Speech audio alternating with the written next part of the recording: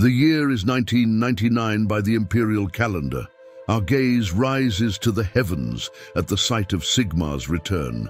A twin-tailed comet grows larger with each passing, and the maddening has begun.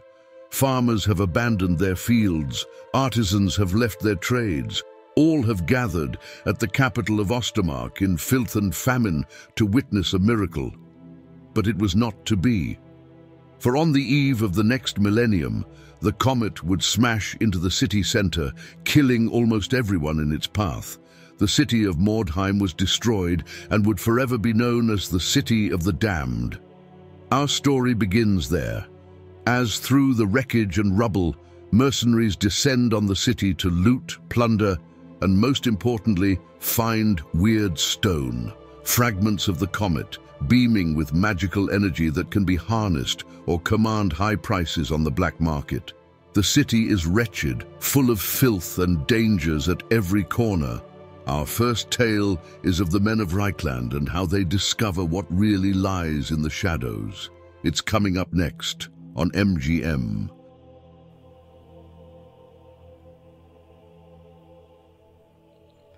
Welcome everyone to MGM and our first game of Mordheim. I have to ask for your patience as we learn the rules and nuances of what makes this game so special. I'm your host Jimmy, and throughout our journey I'll be narrating games between myself and my good buddy and son Parker. My goal is to provide some entertainment and to help bring this great game to life through narrative battle reports. This first game is a bit of a mess with the rules, but we'll always improve with your help. If you have any feedback on rules that we miss or things that we can improve on, please leave them down below. You'll find that when I first started Necromunda years ago, it was a mess as well, and it's turned into something really brilliant over the years, and I hope to do the same thing here. Our initial battle seats the Dogs of War, a mercenary warband from Reikland against the Wormwhiskers, an Eshin Skaven clan. The Reiklanders have a captain with a club and a shield. He does carry light armor, as we were running out of models for this initial game. 2 champions are with him, one with a double-handed sword and light armor, and another with a sword and shield. They have 2 young bloods, one with a sword and dagger, and another with a crossbow. Forming the ranks are marksmen, one with a bow and one with a crossbow. They have a group of swordsmen with sword and shield, and another swordsman with an axe and shield, in total 498 crowns. The Skaven have an assassin adept with weeping blades, 2 black Skaven, one with a warplock pistol and another with sword and buckler. They have a sorcerer with spear, and he rolled up for Sorcerer's Curse. They also have 2 knight runners with clubs and bucklers. For henchmen, they have 7 verminkin with various equipment, in total 499 crowns. The scenario we're playing today is Chance Encounter, and both parties have been searching in Mordheim and acquired some weird stone. They have unexpectedly run into each other on the way back to their camps. Our table is a 3x3 today, and to make up for the smaller table than the recommended 4x4, we're going to force deployment within 2 inches of the edge, instead of allowing them to deploy inwards. Setup zones would be normally as shown, but with no models being deployed within 14 inches of each other. In this scenario, both sides will be attempting to eliminate enemy heroes while protecting their own. It appears to be a standard battle where a rout will force the game to a close. As always, thank you so much for watching. Turn 1 is coming up next.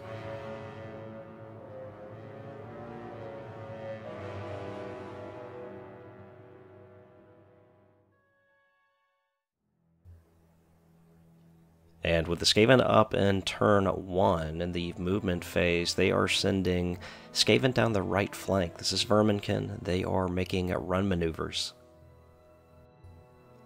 The Skaven are really quick, and with a burst of speed, they are deploying towards the center as well, covering a lot of the battlefield here in the initial turn.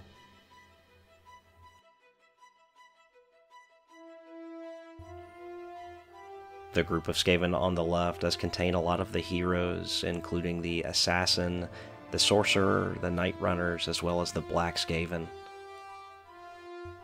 With no shooting in this group outside of the Sorcerer, they all elect to run, most of them going towards the left flank, some going down the center.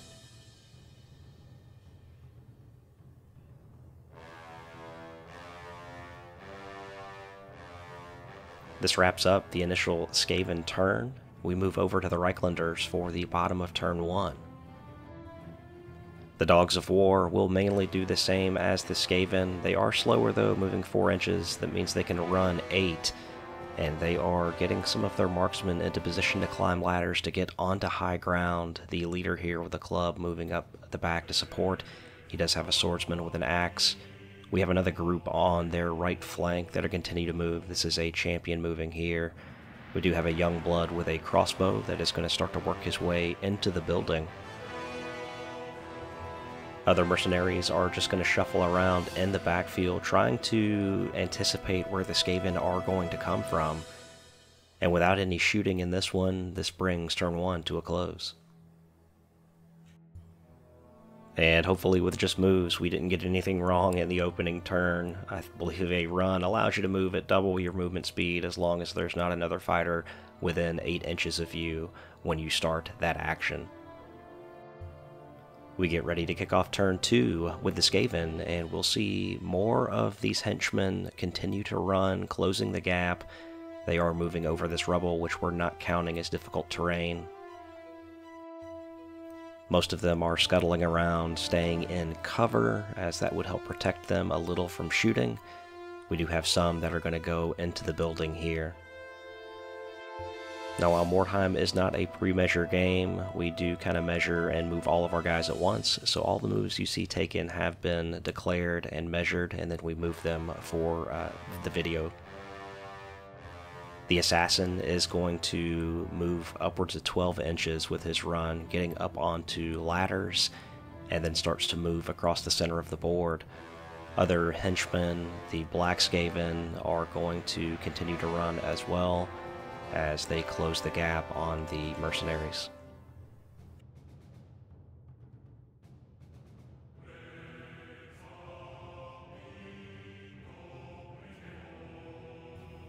With no shooting or magic, the Skaven turn 2 comes to a close, and we move back to the bottom of 2, the Reikland mercenaries. We do have one of the champions with his double hand sword here. Our guys are WYSIWYG right now. The captain with his club and shield is moving up along beside him. We do see the archer finally get up onto high ground, but he did have to use a run in order to get up that ladder, so he will not be able to shoot. The crossbowman moves to where he can hopefully get a shot on the next turn, and the swordsman with an axe and shield goes to support the archer. The young blood is going to run onto the second level of this building and get to one of the windows. The rest of the mercenaries are going to fall back as they see the champion and Black Skaven coming down the middle. The swordsman here is going to run up the stairs looking to protect the young blood. With just movement in turn 2, nobody eligible to shoot this turn, so it does come to a close, and we get ready for turn 3 as we go back to the Skaven, and a charge will be declared. Opening turn 3, we have a Verminkin that shouts as he charges into combat with the Reikland champion. He has a spear and a buckler. Skaven in this center are going to run as well. They were outside of 8 inches when the turn began, so they are really closing the gap on these mercenaries here at the center, looking like a line of lemmings going up the ladder here. They send another spearman forward, hiding behind the trees, trying to stay out of line of sight of the crossbowman. More Skaven continue to run down the middle, seeking cover. The assassin is going to move forward. He's going to run down the stairs and down the ladder, moving 12 inches. He is really fast. The Black Skaven with his Warplock pistol is going to run as well, and the rest of the Skaven coming down the middle and getting ready for engagements on the next turn.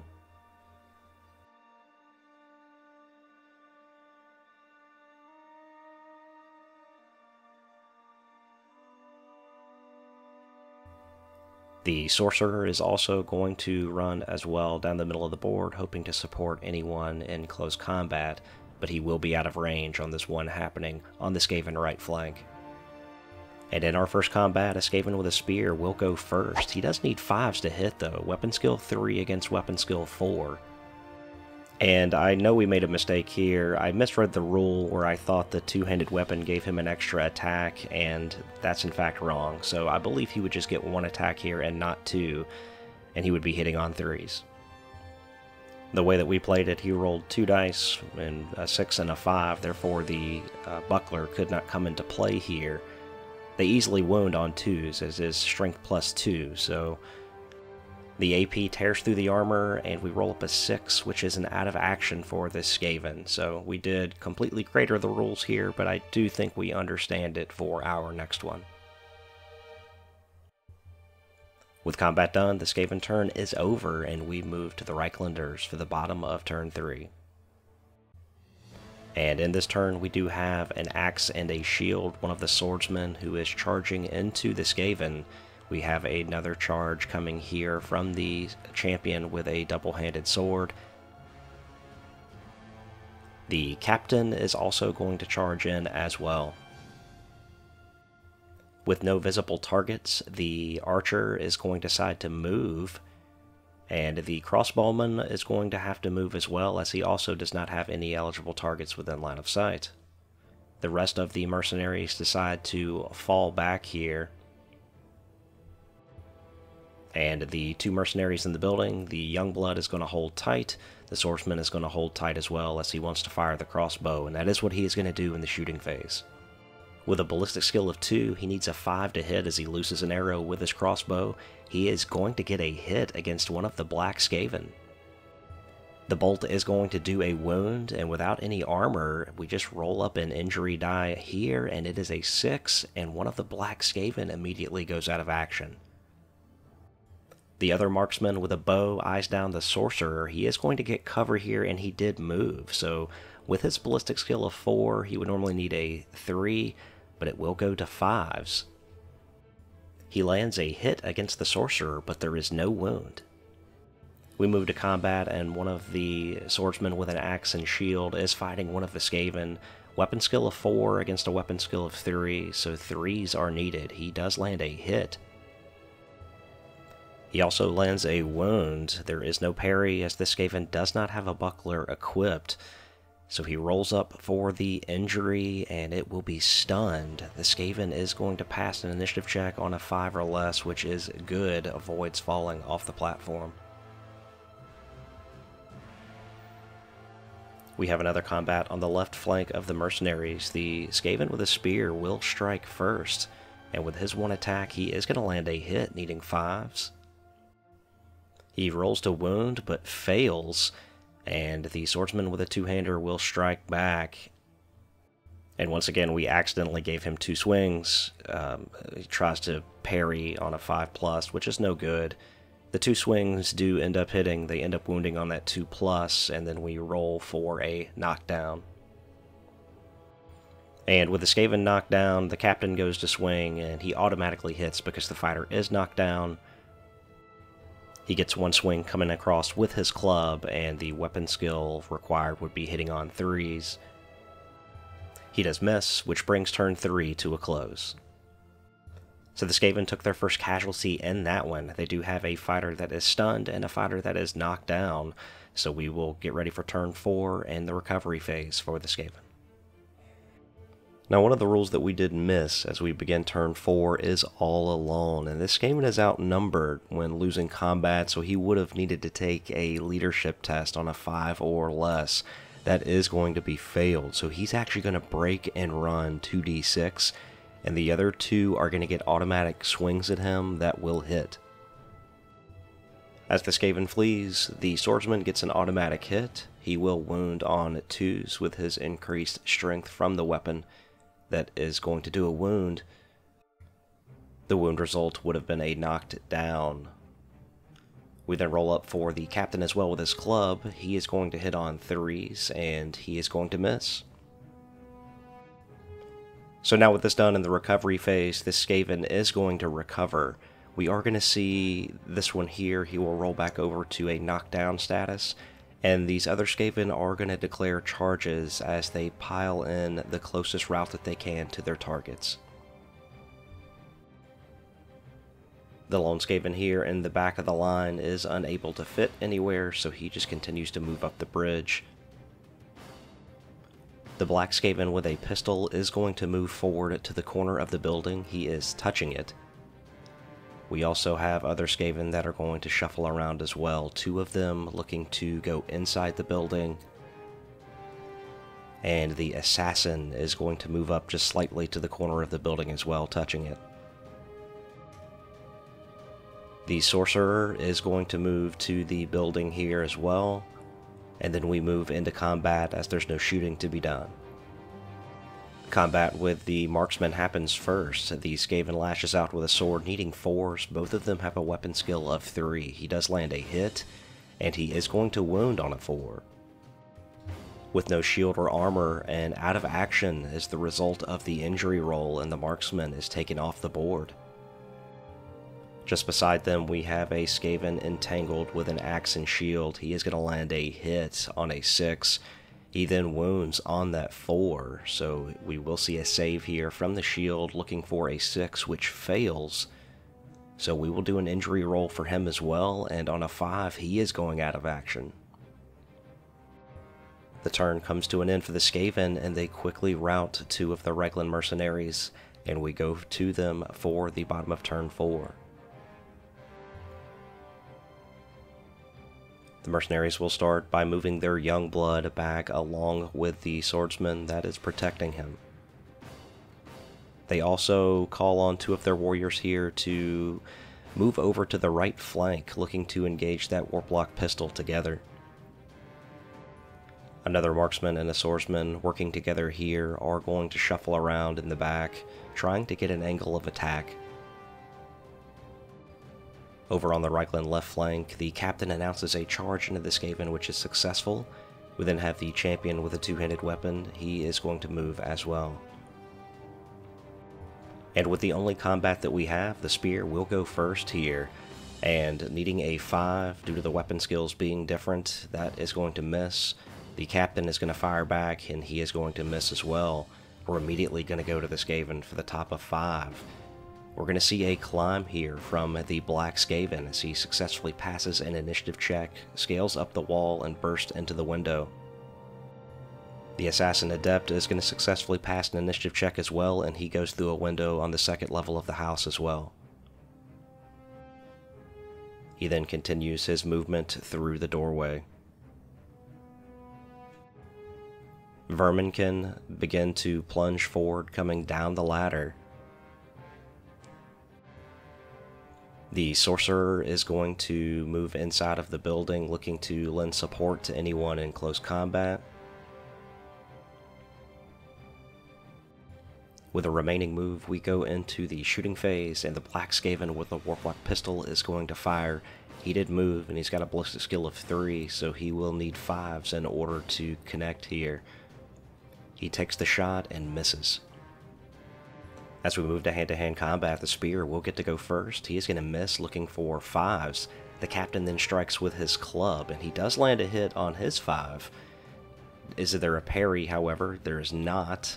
So we then roll to wound, and he's looking for 4s. He gets a 6 on the wound, and that 2, it's going to cause 2 damage, and it looks like he will be stunned. With the Skaven's turn complete, we move over to the Reiklanders now, and we do see a charge from the swordsman into the black Skaven.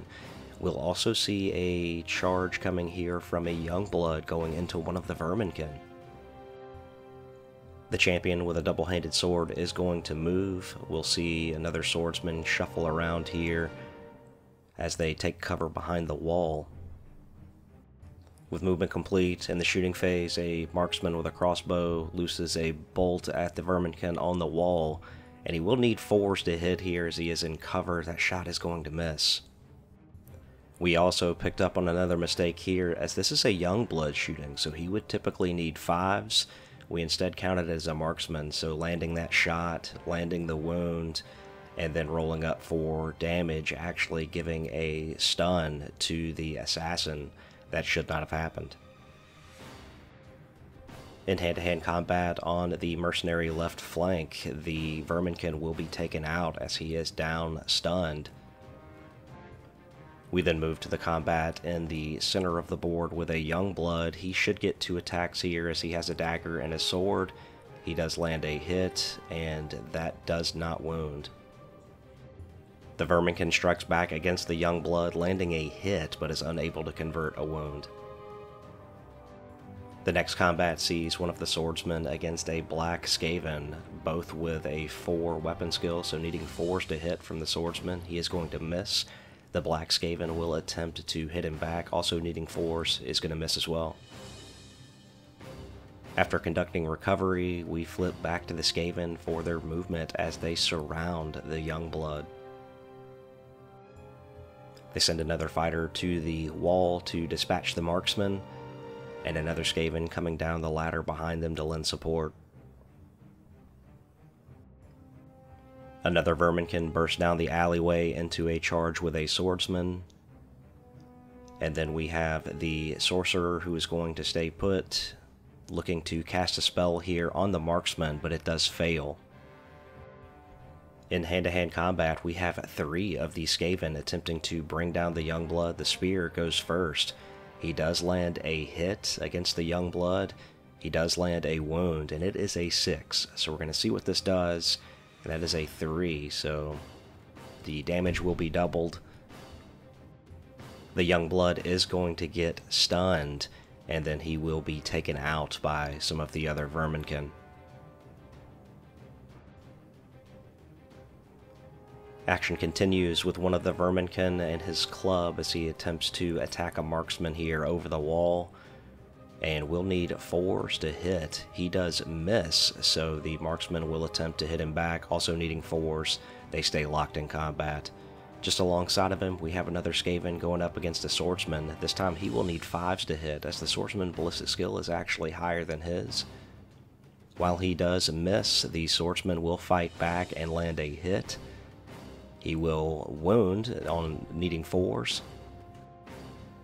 And then rolling up for the injury, it is a 1. That Skaven will be knocked down. Combat continues in the blacksmith's building on the 2nd level as the Skaven has the higher initiative. He's going to be swinging at the swordsman, needing a 4 as they have the same weapon skill. While he does miss, the swordsman misses as well. We go over to the mercenaries for the bottom of the turn. The captain successfully passes a route test, so the mercenaries are staying in this game just barely. As the champion continues to make his way towards the rats, we do see a charged here into a Skaven that is knocked down, and then we see the Youngblood charging into the assassin who is knocked down as well. In hand-to-hand combat, we do see one of the swordsmen attempting to hit the fighter knocked down. He's automatically hit, and he takes a wound, so he's automatically taken out. The combat taking place alongside of them sees the Skaven with the higher initiative. Weapon skills are tied, so needing a 4. The Skaven does miss. The marksman will attempt to hit him back and misses as well. Moving into the blacksmith's building, the black Skaven will fight first and miss. The swordsman will attempt to strike him back, both of them looking for 4s to hit. The swordsman does land a hit, but he fails to convert on the wound. The Youngblood is fighting the knocked down assassin, and he is automatically going to hit because of this, but he is unable to cause a wound, and that brings the turn to a close. So complete mayhem has erupted across the board, and with the Skaven losing that Verminkin, they will now have to test as well. Both sides will be testing to see if they can stay in the game. The Skaven at the top of their turn taking a route test from the assassin, and it is failed, so they are going to run. The Skaven side breaks, and the Verminkin run for the shadows, as the Reikland mercenaries are going to take the first victory in our Mordheim battles. And that wraps up our first episode of Mordheim. Really hope you enjoyed this battle report. It was a bit of a test on our side with rules and everything else. You can certainly help us down in the comments below. We did go through the post-battle sequence where Reikland will get 60 credits for selling 3 Weirdstone. They also had 3 Weirdstone in this game that they'll keep in their inventory. There were no notable injuries on their side. Over for the Skaven, they will get 55 crowns, 3 Weirdstone as well, and one of the Black Skaven who is taken out of action will have a leg injury, reducing his movement by 1.